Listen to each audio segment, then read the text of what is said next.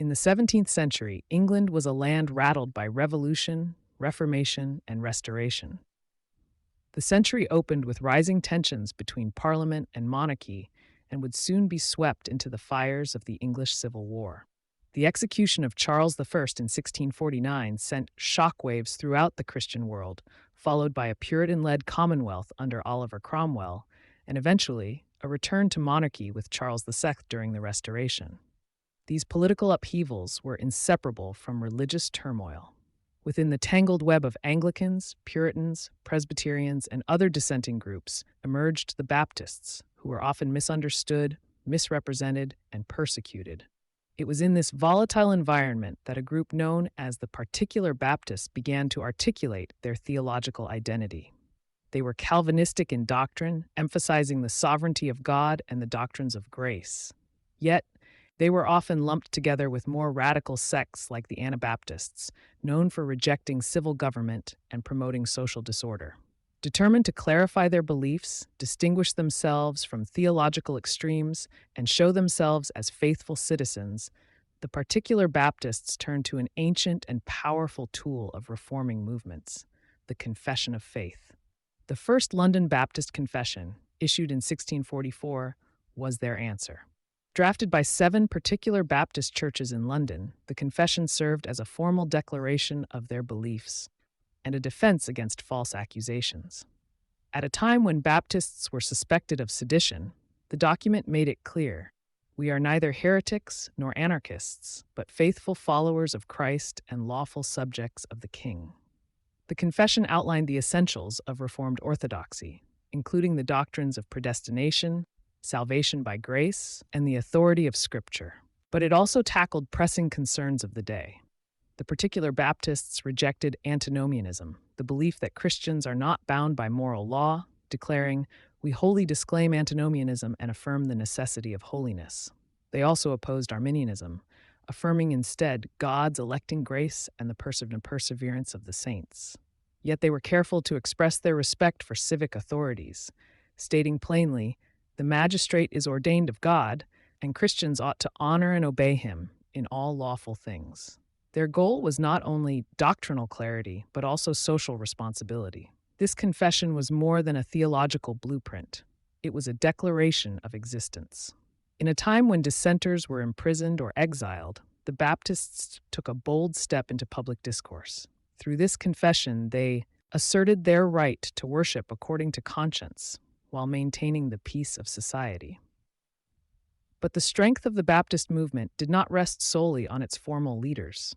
Though the confession bore the names of respected pastors such as William Kiffin, Hansard Knollys, Benjamin Cox, and Henry Forty, it was the ordinary believers, the men, women, and children in the pews and house gatherings, who truly embodied the faith. These believers often met in secret, supported one another through persecution, and carried the gospel message across villages, cities, and even prison walls. Women in particular, though often barred from formal theological education or leadership, played indispensable roles. They opened their homes for worship, taught children, and supported pastors in times of suffering. Though unrecorded by pen, their faith was written into the life of every congregation. Their invisible labor made visible the vitality of the Baptist movement. Despite the clarity of the First London Confession, unity among Baptists was elusive. The broader Baptist world was not monolithic. General Baptists, who embraced Arminian theology, disagreed with their Particular Baptist counterparts on crucial doctrines like election and perseverance. The General Baptists emphasized human freedom in salvation and rejected what they saw as the deterministic tendencies of Calvinism. Rather than adopting the 1644 Confession, they composed their own statements of faith, such as the Orthodox Creed, 1678, to express their theological perspective. The result was a split within English baptism, one stream rooted in Reformed theology and confessional clarity, the other grounded in evangelical outreach and an emphasis on free will. Confession could not compel consensus, and this divergence, while often tense, also reflected the freedom of conscience so central to Baptist identity. By the 1670s, a new generation of Particular Baptist leaders recognized the need for a more comprehensive and systematic statement of faith. one that could offer doctrinal maturity, unify the churches, and reinforce their connection to the wider Reformed tradition. The result was the Second London Baptist Confession, first completed in 1677 and formally adopted in 1689, following the Act of Toleration. This second confession closely followed the Westminster Confession of Faith and the Savoy Declaration, used by Congregationalists, but included distinctively Baptist positions, particularly on believers' baptism, church governance, and liberty of conscience. It was a masterstroke of theological diplomacy, aligning Baptists with the broader Protestant movement while asserting their uniqueness. The Act of Toleration, 1689, marked a turning point. For the first time, Protestant dissenters, including Baptists, could worship legally without fear of state persecution. Over 100 particular Baptist churches came together to adopt the 1689 Confession, signaling a new era of Baptist cooperation.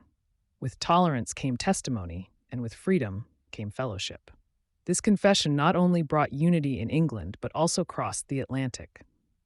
In 1742, the Philadelphia Baptist Association in America adopted the confession as its doctrinal standard.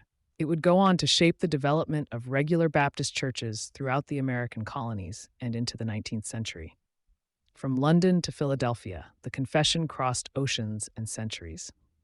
Even today, the 1689 London Baptist Confession continues to serve as a theological anchor for Reformed Baptist churches worldwide. Its enduring power lies not only in its doctrinal depth, but in its pastoral and practical wisdom. It provides a framework for teaching, preaching, governance, and mission. It reminds believers that clarity is not arrogance but charity, that when churches know what they believe, they are better equipped to live and love in community. Confessions are not relics, they are roots. They connect us to a larger story and a deeper tradition. They remind us that doctrine without devotion dies, and confession without community crumbles. They call us not just to intellectual agreement, but to embodied faithfulness. The story of the London Baptist Confessions is a story of faith under fire, of conviction forged in conflict, and of community born in the margins. It is the story of a people who dared to write down their beliefs, not to control others, but to guide themselves, to create a shared language for truth, a common standard for life, and a foundation upon which to build churches that could endure hardship and flourish in freedom. Unity does not demand uniformity, but shared faith and common cause.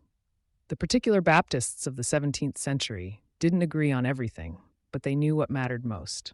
They gathered, confessed, published, and persevered. And we, centuries later, are beneficiaries of their courage. As we reflect on their example, we are invited to do the same.